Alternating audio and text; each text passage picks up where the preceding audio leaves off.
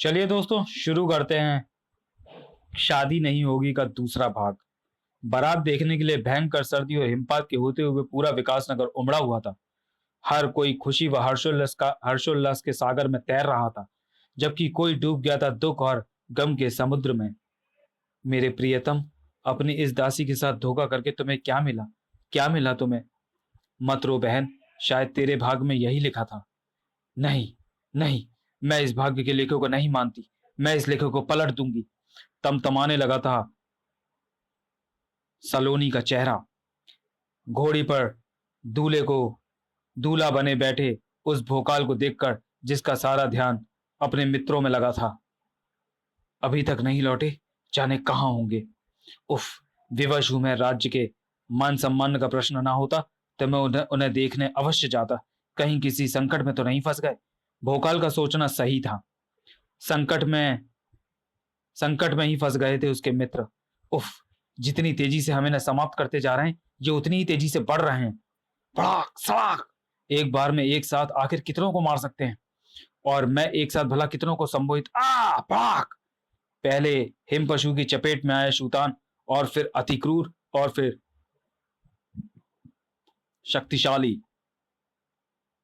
कुछ ही पलों में अचेत होकर गिर गए तीनों को अपने कदमों तले रौंदने बड़े हिम पशु तो ठहरो, इन्हें अभी नहीं मारना। इनसे तो अभी मुझे बहुत काम है, क्योंकि यही तीनों मुझे वह तुरीन दिलवाएंगे जो एक बार हिमपाज हिमराज के दिल की रानी बनते बनते रह गई थी। ऐन मौके पर भोकाल उसे मेरे हाथों से छीन कर ले गया था। फिर हिमराज ने उन्हें कैद कर लिया।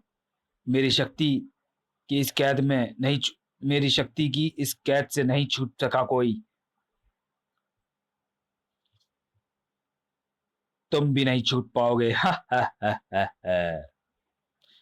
फिर हिमराज उछलकर एक हिम पशु पर बैठ गया और उसे ऐंड लगा दी। चल मेरे हिम पशु, तूफान किसी गति से भागता हुआ ले चल मुझे वहां जहां हो रही है भोकाल की शादी। बारात आ गई, वरमाला के लिए तुरीन को लाओ। अभी लाती हूं। विचारों में कोई रानी रसिया कुछ दासियों के साथ तुरीन के कक्ष की तरफ दौड़ पड़ी। उफ, रण क्षेत्र में गई महारानी मोहिनी अभी वापस नहीं आई है, और बारात आ गई। लेकिन अब यह विवाह होने से रोका नहीं जा सकता, क्योंकि महारानी का सख्त आदेश है कि स्थिति चाहे जो हो, लेकिन विवाह ना रुके। वरमाला के समय महारानी पीकू वेणु वगैरह नहीं दिख रही। उन्हें तो इस समय यही होना चाहिए था। कहाँ चली गई सब? और उधर अतिक्रूर चूतान व शक्तिशाली भी नहीं लौटे, और ना ही हिमपात रुका। तभी अचानक भोकाल के चेहरे पर खुशी नाच उठी। एकाएक हिमपात रुक गया। इसका मतलब मेरे मित्र उस रहस्य को खोजने और उसे समाप्त करने में सफल हो गए। चलो, ये अच्छा ही हुआ। अब वे शीघ्र ही वापस लौटेंगे। वरमाला के तुरंत बाद ही फेरे अभी होंगे। परंतु क्यों महारानी? ये हमारे उषाग्रह की रस्म है। मैं चाहती हूँ कम से कम मेरी पुत्री के फेरे तो हमारी रस्म के अनुसार हों। मेरा हृदय कहता है कि कहीं कोई अनर्थ अवश्य हो गया है, इसलिए यह विवाह जितनी शीघ्रता से हो जाए उतना ही अच्छा है। शक भोकाल को भी हो गया था, कहीं कुछ गड़बड़ अवश्य है। लेकिन जब तक विवाह पूर्ण नहीं हो जाता, मैं उस गड़बड़ को जानने के लिए कुछ नहीं कर सकता। इसलिए अब तो शीघ्र अतिशीघ्र फेरों का हो जाना अत्यंत आवश्यक है। भोकाल ने भी फेरों की अनुमति दे दी। अब भला कौन देर करता। शुरू हो गई फेरों की रस्म। फिर शुरू हुए फेरे। पहला, दूसरा, तीसरा, चौ ठहरो। उस सिंगनी सी दहाड़ ने चौथे फेरे के साथ साथ शादी की समस्त कार्रवाई रोक दी। शादी नहीं होगी। अगर होगी तो महारानी मोहिनी और इन सभी की लाशें गिरेंगी। महारानी चंदा। तभी गूंजी एक नई आवाज, और इन लाशों में तुम्हारे मित्र शूतान, अति क्रूर और शक्तिशाली की भी लाशें मिल जाएंगी भोकाल, अगर शादी हुई तो। हेमराज, अच्छा हुआ तुम मुझे नहीं भूले भोकाल। मैं भी तुम्हें नहीं भूला हूं। तभी मैंने अपनी शक्ति से भयंकर हिमपात करके तुम्हें अपने तक बुलाने और अपने काबू में रखने का प्रयास किया, लेकिन संयोग से तुम्हारे मित्र वहां पहुंच गए और मैंने उन्हें बंदी बना लिया। खैर, जो काम मैं तुम्हें बंदी बनाकर करना चाहता था, अब भी वही करूंगा, और वह काम अपने दिल की रानी तुरीन को हासिल करना। नाना भोकाल, आवेश में मत आ, वरना तेरे मित्रों की जान चली जाएगी। उनकी सलामती चाहता है तो चुपचाप खड़ा रहे और ले जाने दे मुझे तुरीन को। बहुत ठीक हिमराज। चूंकि यह राज्य मैंने युद्ध में जीता है, इसलिए यहाँ की वर्तमान महारानी होने के नाते मैं तुम्हें यह आदेश देती हूँ कि तुम तुरीन को ले जाओ। बाकी बचा भोकाल, इसे तो तड़पा तड़पा कर मारूंगी मैं। चंदा! क्रोध से चीखा जो भोकाल, तो क्रोध से दहाड़ी चंदा भी। आंखें मत दिखा, आंखें मत दिखा भोकाल, वरना इन सबकी आंखें निकालकर तुम्हारे हाथ में दे दूंगी। क्रोध से बुरी तरह झुंझला कर रह गया भोकाल। उफ, हिमराज और चंदा ने मुझे विवश कर दिया है, मैं इनके विरुद्ध कुछ नहीं कर सकता। भोकाल की तड़प का भरपूर आनंद लेते हुए बोली चंदा। ए हिमराज, खड़ा खड़ा मुंह क्या देख रहा है, आगे बढ़कर थाम ले जा अपनी तुरीन का हाथ। हा हा। खुशी से झूमता आगे बढ़ा हिमराज। तभी, रुक जाओ, तुम तुम मुझे नहीं ले जा सकते, क्योंकि मैं तुरीन नहीं, रूपसी हूं। रूपसी? महाराज विकास मोहन की भतीजी, दुल्हन के रूप में? तो फिर तुरीन कहाँ है? हाँ हाँ, कहाँ है तुरीन? मेरे पास। मैं ले गया हूं तुरीन को उस स्त्री रूपसी की मदद से। उधर मैं उसे लेकर निकला और इधर इसने दुल्हन का लिबास पहना। ओह रूपसी, तुमने तुमने तुरीन का अपहरण करवाया? भोकाल के प्रश्न के उत्तर में रूपसी कुछ बोल पाती उससे पहले ही किसी ज्वालामुखी की भांति गर्जा वह किल्लारी योद्धा। नहीं, मैंने खुद अपहरण किया है उसका। मैं उसे समाप्त कर देना चाहता हूं, लेकिन वह बाद में मरेगी, पहले तू। हाँ, पहले तू मरेगा भोकाल। तुझे मार नहीं तो वापस आया हूं मैं। और जानता है भोकाल, मैं ऐसा क्यों कर रहा हूं? क्योंकि तेरी वजह से मुझे अपनी प्यारी बहन से हाथ धोने पड़े। तू मेरी बहन का हत्यारा है भोकाल। मैं तुम्हारी बहन का हत्यारा? नहीं नहीं। हाँ भोकाल, हाँ, तू ही मेरी बहन का हत्यारा है। ना तो तुरीन से अपने विवाह की घोषणा करता, और ना उसे सुनकर मेरी बहन किलांगी आत्महत्या करती। भोकाल! खच! जिसने उस समय तुम्हें देखकर दिल ही दिल में अपना पति मान लिया था, जब तुम रेगिस्तान के बीच स्थित किल्लारी के रहस्य में रखे बक्से को लेने गए थे, जानने के लिए पड़े किल्लारी का रहस्य। उसके शव को देवी माँ के चरणों में रखकर सौगंध उठाई थी मैंने। भोकाल, तेरे विवाह को तेरी मृत्यु में बदल कर ही चैन से बैठूंगा मैं। तुम तो जानते ही हो, एक बार यदि कोई किल्लारी योद्धा किसी को समाप्त करने की सौगंध उठा लेता है, तो उसे देवता भी नहीं रोक सकते। तू भी नहीं बचेगा भोकाल, नहीं बचेगा। और तेरे बाद मरेगी तुरीन। तुम दोनों के शव देखकर ही शांति मिलेगी मेरी बहन की आत्मा को। उफ, इसे भी मैं कुछ नहीं कह सकता, क्योंकि इसके कब्जे में तुरीन है। अपना प्रतिशोध लेने जो भोकाल की तरफ बढ़ा किलारी योद्धा, तो चंदा ने रोक लिया उसे।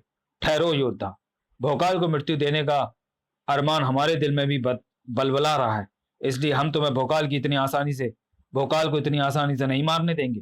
मतलब मतलब यह कि शिकार एक और शिकारी तीन। तो क्यों ना ऐसा करें कि हम तीनों शिकारी भोकाल का शिकार सम्मिलित रूप से करें। ठीक है, मुझे स्वीकार है। शाबाश! फिर दहाड़ी चंदा। भोकाल का विवाह देखने आने वालों, अब हम तुम्हें दिखाएंगे भोकाल की मृत्यु का वो नजारा जिसे देखकर आपके रोंगटे खड़े हो जाएंगे। सभी एक तरफ हो जाएं, और सावधान, जिसने भी बीच में आने या यहां से जाने का प्रयत्न किया, वह अपनी मृत्यु का स्वयं उत्तरदायी होगा। कुछ को भय ने, कुछ को मजबूरी ने पीछे हटने के लिए विवश कर दिया। उफ, कितने विवश हैं हम भोकाल को बचाने के लिए, कुछ भी नहीं कर सकते।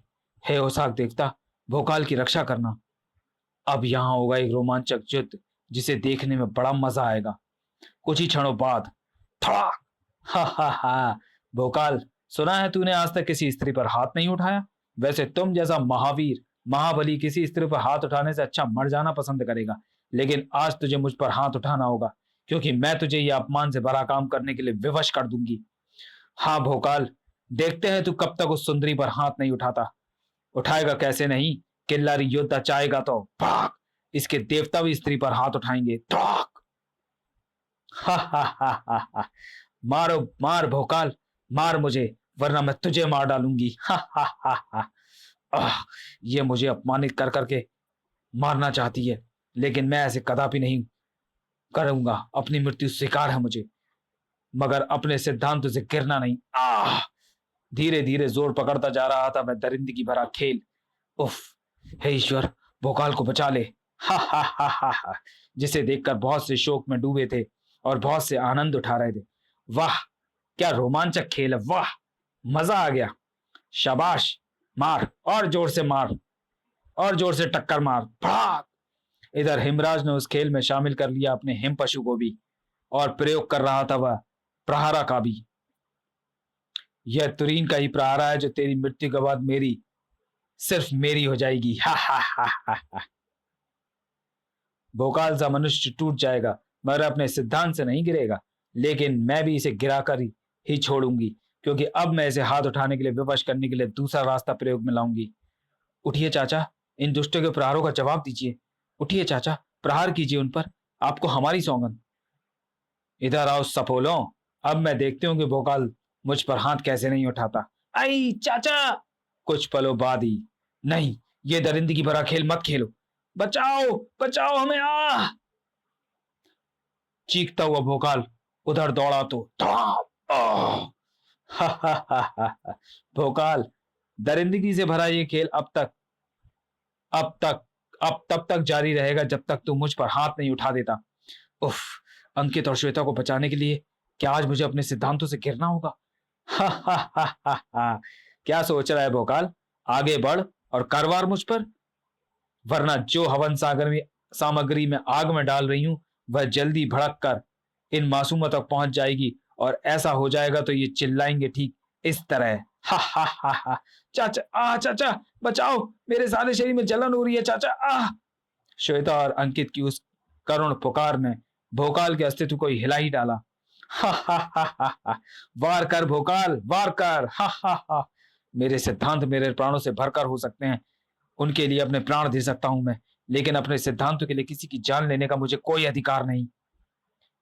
इसी के साथ भोकाल के जबड़े सख्ती से भिजते चले गए।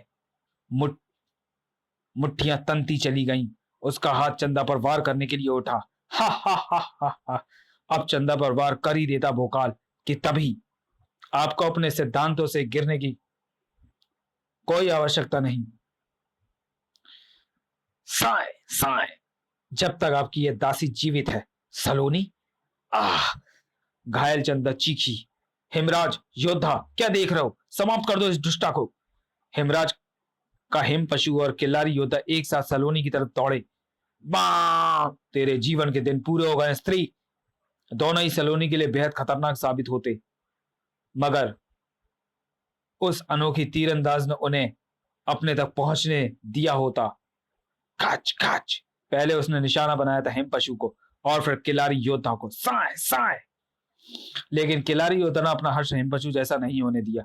गजब की फुर्ती का प्रदर्शन करते हुए वह हवा में कलाबाजी खाता और तीरों को मात देता सलोनी की तरफ बढ़ा। ओह, मेरा एक भी बाण इसके शरीर को नहीं छू पा रहा, ये तो मुझ तक पहुंच ही जाएगा। किलारी योद्धा अब सलोनी तक पहुंचने ही जा रहा था कि उससे टकराया भोकाल का शरीर। एक स्त्री पर हाथ उठाने के लिए बढ़ना तुम जैसे योद्धा को शोभा नहीं देता किल्लारी योद्धा। दुख है कि मुझे तुम्हें यह बात इस तरह समझानी पड़ रही है। अब सलोनी ने किसी किल्लारी योद्धा को अब सलोनी ने किल्लारी योद्धा को ना संभलने दिया। खच खच, आह। तभी मैदान में कूदा हिमराज। चंदा और किल्लारी योद्धा को बेबस कर यह मत समझना भोकाल कि तूने यह लड़ाई जीत ली। यह लड़ाई तो तू हर दशा में हारेगा, क्योंकि अभी मैं हूं और मेरे साथ है प्रहारा। सलोनी ने बीच में ही पढ़ना चाहा, लेकिन मूर्ख सुंदरी, तेरे बार तेरे बाण प्रहारा की शक्तियों को ध्वस्त करके मुझ तक पहुंच पाए, इतनी शक्ति नहीं है इनमें, और ना ही तुझ में शक्ति है प्रहारा के सामने खड़े रहने की। उफ, हिमराज प्रहारा की शक्तियों का भीषण रूप से दुरुपयोग कर रहा है। अब उसे रोकने के लिए मुझे अपनी ये तलवार बाहर निकालनी होगी। आज के दिन जिसे मैंने हाथ न लगाने का प्रण किया था, विवाह की पोशाक भी उतार दी भोकाल ने इस्तेमाल की अपनी तलवार में बसी ज्वाला शक्ति। ओह, ज्वाला शक्ति के बारे में जानना चाहते हैं तो पढ़े ज्वाला शक्ति। प्रचंडा से छूटे हर वार को बेकार करता चला जा रहा था भोकाल। ओह, क्रोध में ये तो पूरा शैतान लग रहा है, ऐसे में इससे भिड़ना उचित नहीं, इसलिए फिलहाल भाग खड़े होने में ही भलाई है। लेकिन अकेला नहीं भागूंगा मैं, मुझे साथ में ले जाना है तेजी से मृत्यु की तरफ अग्रसर होते किलारी योद्धा को, क्योंकि यही जानता है कि इस समय तुरीन कहाँ है। लेकिन भोकाल की निगाहों से बचकर मैं भागू तो कैसे भागू? मानो हेमराज की समस्या हल करने के लिए गूंजी थी श्वेता व अंकित की चीखें, चाचा बचाओ, भोकाल चाचा। ओह, अपने शत्रुओं से लड़ने के चक्कर में मैंने तो भूल ही गया था, आग उन तक पहुंचने जा रही है, उन्हें तुरंत ही नीचे उतारना होगा। बिना कोई क्षण गंवाए भोकाल बच्चों को बचाने भाग खड़ा हुआ, जबकि इधर यही एकदम उचित अवसर है किल्लारी योद्धा को अपने साथ लेकर भागने का। इधर बच्चों को बचाकर पलटा जो भोकाल। ओह, हिमराज किल्लारी योद्धा को लेकर भाग गया। अब क्या होगा? एकमात्र किल्लारी योद्धा ही जानता था कि इस समय तुरीन कहाँ है। अब कैसे तुरीन का पता चलेगा? गहरे सोच में डूब गया भोकाल। तो चलिए दोस्तों, वीडियो को यहीं समाप्त करते हैं। मिलते हैं भोकाल की कॉमिक्स शादी नहीं होगी के तीसरे और अंतिम भाग में अगले वीडियो में। तब तक के लिए धन्यवाद।